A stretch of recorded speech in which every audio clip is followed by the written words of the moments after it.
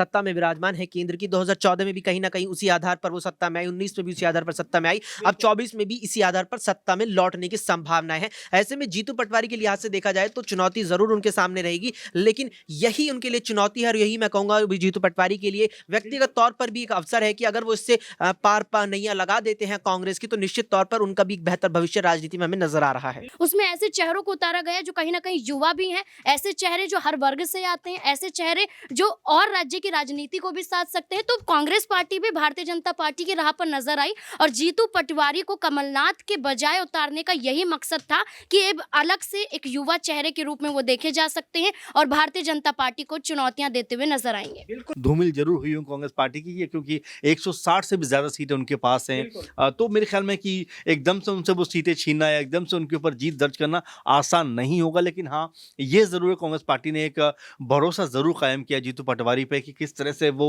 आने वाले दिनों में काम करते हैं, और कांग्रेस पार्टी को बहुत ज्यादा तो नहीं लेकिन थोड़ी बहुत भी सीटें देते हैं तो कांग्रेस पार्टी के लिए बेहद राहत की बात होगी।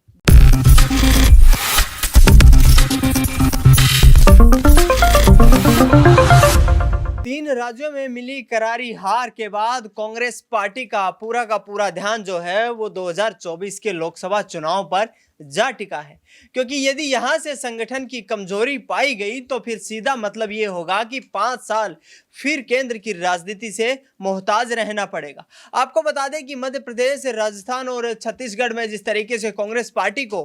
करारी हार का सामना करना पड़ा, उसके बाद से हाईकमान काफी एक्टिव नजर आ रही है। बार बार हाईकमान बैठकें कर रहा है और यहां पर यह निर्धारित करने की कोशिशें की जा रही हैं कि ग्राउंड पर और पार्टी के कार्यकर्ताओं के बीच किस नेता की जो पकड़ है वो काफी मजबूत है और उसको ध्यान केंद्रित करने की कोशिश की जा रही है। बात करेंगे मध्य प्रदेश पर, जहां पर कमलनाथ को हटाकर जीतू पटवारी को प्रदेश अध्यक्ष बनाया गया है।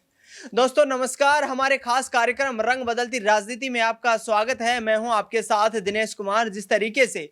मध्य प्रदेश में जीतू पटवारी ने कांग्रेस अध्यक्ष पद का जिम्मा संभालते ही संगठन की मजबूती को एक चार चांद लगाने की कोशिश की है। पूरे के पूरे संगठन को वो इस तरीके से मॉनिटर कर रहे हैं कि आगामी 3 महीने में पूरी रणनीति तैयार करके ग्राउंड पर उतरा जाए और भारतीय जनता पार्टी के विजय रथ को रोकने की कोशिश की जाए। न्यूज रूम में मेरी मौजूदगी इस वक्त और मेरे सहयोगी मेरे साथ हैं अक्षय अग्रवाल। अक्षय, जिस तरीके से जीतू पटवारी एक्टिव नजर आ रहे हैं पिछले कुछ दिनों से, हालांकि 1 महीना ही अब उनको जुमा हुआ है अध्यक्ष बनाए हुए, तो जिस तरीके से वो उनकी राजनीति अब नजर आ रही है, राहुल गांधी के काफी करीबी माने जाते हैं। 2024 का लोकसभा चुनाव बिल्कुल सर पर आ चुका है, तो क्या इंपैक्ट डालने में कामयाब रह पाएंगे? देखिए जीतू पटवारी को जिस तरह यहाँ पर 15 मुझे लगता है 15 दिसंबर वो तारीख थी जब उन्हें यहाँ पर कांग्रेस ने मध्य प्रदेश का अध्यक्ष घोषित किया था। इस समय जिस तरह आपने यहाँ पर सवाल किया वो उनके लिए चुनौती भी है, क्योंकि जीतू पटवारी के सामने मुख्य रूप से अब उनका लक्ष्य और उनके लिए चुनौती 2024 के लोकसभा चुनावों में एमपी की 29 लोकसभा सीटों को साधना है। क्योंकि जिस तरह से 2019 के लोकसभा चुनावों में 29 सीटों में से कांग्रेस भारतीय जनता पार्टी के खिलाफ केवल एक ही सीट जीत पाई थी। ऐसे में अगर जीतू पटवारी की अध्यक्षता में कांग्रेस मध्य प्रदेश में ज्यादा यानी कि 2019 से बेहतर प्रदर्शन अगर कर लेती है, अगर मैं कहूं यहां पर 6 से 8 सीटें अगर कांग्रेस निकालने में कामयाब रह जाती है, तो वो कांग्रेस के लिए भी और कहीं ना कहीं जीतू पटवारी के लिए बहुत बड़ी बात होने वाली है। और देखिए यहाँ पर जीतू पटवारी के सामने सीटों को लाने के लिए लक्ष्य होगा अपने जो वोट बैंक है कांग्रेस का उसे बरकरार रखना, वोट परसेंटेज जो है उसमें गिरावट ना आने पाए। क्योंकि देखिए जिस तरह से यहाँ विधानसभा चुनावों के परिणाम सामने आए तो मेरे ख्याल से करीबन 41% वोट यहाँ पर कांग्रेस को मिला इन मध्य प्रदेश के विधानसभा चुनावों में। जैसे कांग्रेस ने यहाँ पर 66 सीटों पर जीत दर्ज की, तो यहाँ जीतू पटवारी का लक्ष्य रहेगा कि जो विधानसभा में 41% वोट कांग्रेस को मिला है उस 41 को इसे बढ़ाकर के 45 तक करीब ले जाया जाए। और अगर 45% वोट लाने में वो कामयाब रहते हैं तो शायद ये कहना गलत नहीं होगा कि 10 सीटों तक भी कांग्रेस पहुंच सकती है एमपी में, और 10 से भी ज्यादा सीटें वो यहां पर जीत सकती है। 10 सीटें जितना यहाँ पर काफ़ी होगा, क्योंकि जिस तरीके से भारतीय जनता पार्टी का जो संगठन है वो मजबूती से काम कर रहा है। हिंदुत्व के मुद्दे पर भाजपा यहाँ पर वोट जो है चुनाव लड़ने जा रही है। राम मंदिर का भी निर्माण होने वाला है, तो क्या मुश्किलें बढ़ती नजर नहीं आ रही हैं जिस तरीके का पूरा एक चुनावी माहौल तैयार किया जा रहा है उससे? देखिए ये बात तो बिल्कुल यहाँ पर सही नज़र आती है, क्योंकि जिस तरह से राम मंदिर का निर्माण होने वाला है 22 जनवरी को रामलला की प्राण प्रतिष्ठा अयोध्या में है, और ये बात नकारी नहीं जा सकती कि राम मंदिर का मुद्दा मुझे लगता है कि भारतीय जनता पार्टी का कोर मुद्दा, कोर एजेंडा रहा है, जिसके दम पर आज भारतीय जनता पार्टी यहाँ पर सत्ता में विराजमान है केंद्र की। 2014 में भी कहीं न कहीं उसी आधार पर वो सत्ता में आई, 19 में भी उसी आधार पर सत्ता में आई, अब 24 में भी इसी आधार पर सत्ता में लौटने की संभावनाएँ हैं। ऐसे में जीतू पटवारी के लिहाज से देखा जाए तो चुनौती ज़रूर उनके सामने रहेगी, लेकिन यही उनके लिए चुनौती है और यही मैं कहूँगा भी जीतू पटवारी के लिए व्यक्तिगत तौर पर भी एक अवसर है कि अगर वो इससे पार पा नैया लगा देते हैं कांग्रेस की, तो निश्चित तौर पर उनका भी एक बेहतर भविष्य राजनीति में हमें नज़र आ रहा है। बिल्कुल, जिस तरीके से अक्षय ने कहा कि राजनीति में बेहतर भविष्य बन सकता है यदि कांग्रेस की नैया को पार लगाने की कोशिश यहाँ पर करते नजर आते हैं। नाज़मीन मेरे साथ हैं। नाज़मीन, जिस तरीके से जीतू पटवारी एक्टिव नजर आ रहे हैं, 6 महीने भी नहीं वक्त बचा है, तो क्या संगठन में वो उस तरीके की छाप छोड़ पाएंगे कि 2024 के लोकसभा चुनाव में मजबूती से कांग्रेस पार्टी अपने आप को पेश कर सके? देखिए बिल्कुल, यहाँ पर कमलनाथ को हटा के जीतू पटवारी को अगर प्रदेश अध्यक्ष बनाया जाता है तो यहाँ पर कोई जिम्मेदारियां तो जीतू पटवारी को सौंपी गई हैं ताकि लोकसभा चुनाव में वो भागीदारी यहाँ पर पेश करते हुए नजर आए। आप देखिए कि जैसे ही जीतू पटवारी को अध्यक्ष बनाया जाता है तो वो भारतीय जनता पार्टी के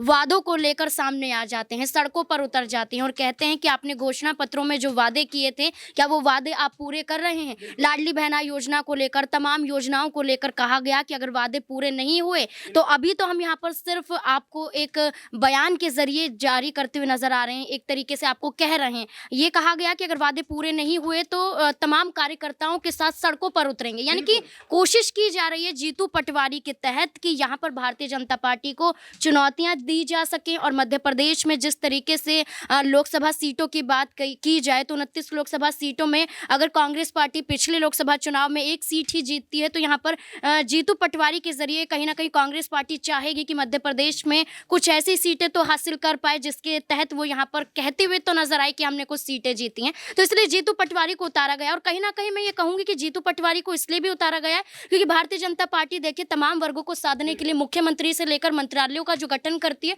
उसमें ऐसे चेहरों को उतारा गया है जो कहीं ना कहीं युवा भी हैं, ऐसे चेहरे जो हर वर्ग से आते हैं, ऐसे चेहरे जो और राज्य की राजनीति को भी साथ सकते हैं। तो कांग्रेस पार्टी भी भारतीय जनता पार्टी की राह पर नजर आई और जीतू पटवारी को कमलनाथ के बजाय उतारने का यही मकसद था कि एक अलग से एक युवा चेहरे के रूप में वो देखे जा सकते हैं और भारतीय जनता पार्टी को चुनौतियां देते हुए नजर आएंगे। बिल्कुल, युवा चेहरे के रूप में देखे जा सकते हैं। राहुल गांधी के काफी करीबी माने जाते हैं, मध्य प्रदेश की राजनीति में बड़ा चेहरा है विपक्ष में इस वक्त और एक तरीके से कमलनाथ के बाद कहीं ना कहीं माने तो कांग्रेस पार्टी में दूसरे नंबर पर जो उनका वर्चस्व है वो जीतू पटवारी का कायम है। अमन जी मेरे वरिष्ठ सहयोगी मेरे साथ। अमन जी, जीतू पटवारी को प्रदेश अध्यक्ष बनाना, 2024 के लोकसभा चुनाव का सर पर आ जाना, क्या इतने कम वक्त में और जो कांग्रेस पार्टी है वो चुनौती दे पाएगी? जबकि हिंदुत्व का मुद्दा यहाँ से श्री राम मंदिर का जो उद्घाटन है उसके बाद से एक तैयार होता नजर आएगा। कांग्रेस की क्या स्थिति देखते हैं आप मध्य प्रदेश में? देखिए, बिल्कुल और सही कहा आपने कि जीतू पटवारी को शायद ज़िम्मेवारी देने में थोड़ी देर तो कांग्रेस पार्टी ने कर दी, क्योंकि अगर यही काम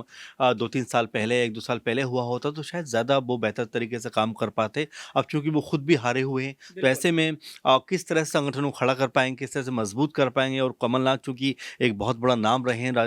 मध्य प्रदेश में कांग्रेस पार्टी के लिए, और बीता चुनाव भी उन्हीं की अगवानी में लड़ा गया वहाँ पर, तो ये बिल्कुल सही है कि अभी इतना जल्दी नहीं कह सकते कि वो पूरी तरह से काया पलट कर देंगे कांग्रेस पार्टी का। लेकिन देखिए, हर एक शुरुआत कहीं ना कहीं तो करनी पड़ती है। कांग्रेस पार्टी ने जो शुरुआत की है, अब इसका कितना लाभ उसको मिलता है, कितनी कह सकते हैं उसको फ़ायदा मिलता है, ये तो खैर 2024 के बाद, जो इलेक्शन के बाद ही पता चलेगा। लेकिन महत्वपूर्ण बात यह है कि अब कांग्रेस पार्टी को भी बदलाव करने की जो कह सकते हैं समझ है वो आई है, क्योंकि इससे पहले जब सिंधिया थे तो वो यही बात कहते थे कि भाई या तो मुझे मुख्यमंत्री बना दो या फिर मुझे अध्यक्ष पद दे दो, और दोनों ही जो चीज़ें कमलनाथ के पास हुआ करती थी। तो ऐसे में कांग्रेस पार्टी ने जो चीज़ डेवलप की है वो शायद अब उसको समझ में आ रही है कि जब तक इन लोगों को मौका नहीं देंगे, कब तक पुराने नामों पे, पुराने चेहरों पे हम चीज़ों को लेकर चलते रहेंगे। तो ऐसे में बदलाव की जो गुंजाइश है वो अब उन्होंने भी तलाशी है। और चाहे सचिन पायलट को लेकर बात कर लीजिए या जीतू पटवारी को लेकर बात कर लीजिए, इन चेहरों को एक तरीके से जिम्मेवारी दी है। और मुझे लगता है कि ये अच्छा भी पहल है। आने वाले दिनों में किस तरह से ये जो है कह सकते हैं कि काम करेंगे, ये तो खैर अभी ये बहुत ज़्यादा उम्मीदें तो नहीं होंगी। लेकिन हाँ, ये ज़रूर होगा कि अगर जो स्थिति अभी बनी हुई है अगर उससे बेटर कर पाए, यानी कि एक लोकसभा सीट कांग्रेस पार्टी के पास मध्य प्रदेश में है, अगर ये 2, 4, 5 का भी आंकड़ा लेके आ पाए तो ये मेरे ख्याल से संतुष्ट उनके लिए करने वाली चीज़ होगी। क्योंकि जो बीजेपी है उसने जिस तरह से मध्य प्रदेश में जीत दर्ज की, उसके बाद बहुत सारी उम्मीदें धूमिल जरूर हुई कांग्रेस पार्टी की, क्योंकि 160 से भी ज़्यादा सीटें उनके पास हैं। तो मेरे ख्याल में कि एकदम से उनसे वो सीटें छीनना या एकदम से उनके ऊपर जीत दर्ज करना आसान नहीं होगा। लेकिन हाँ, ये ज़रूर है कांग्रेस पार्टी ने एक भरोसा ज़रूर कायम किया जीतू पटवारी पे कि किस तरह से वो आने वाले दिनों में काम काम करते हैं और कांग्रेस पार्टी को बहुत ज़्यादा तो नहीं लेकिन थोड़ी बहुत भी सीटें देते हैं तो कांग्रेस पार्टी के लिए बेहद राहत की बात होगी। बिल्कुल, जिस तरीके से अपने तमाम पत्रकारिता के जीवन में किए गए अनुभवों को यहाँ पर साझा करते हुए अमन जी नजर आए और कहते नजर आए कि जीतू पटवारी के पास शायद वक्त की कमी है, क्योंकि युवा चेहरा हैं, खुद भी अपना चुनाव हार चुके हैं। ऐसे में क्या कांग्रेस पार्टी को मजबूती दे पाएंगे, ये कहीं ना कहीं चुनौतियों भरा रहने वाला है, क्योंकि बीजेपी के मजबूत किले को ढहाने के लिए कहीं ना कहीं मजबूत संगठन में कांग्रेस को यहाँ पर अपने आप को बदलाव करने होंगे। फिलहाल न्यूज रूम से हमारे इस खास पेशकश में इतना ही। देश दुनिया की तमाम बड़ी खबरों के लिए आप देखते रहिए नेक्स्ट 9 न्यूज।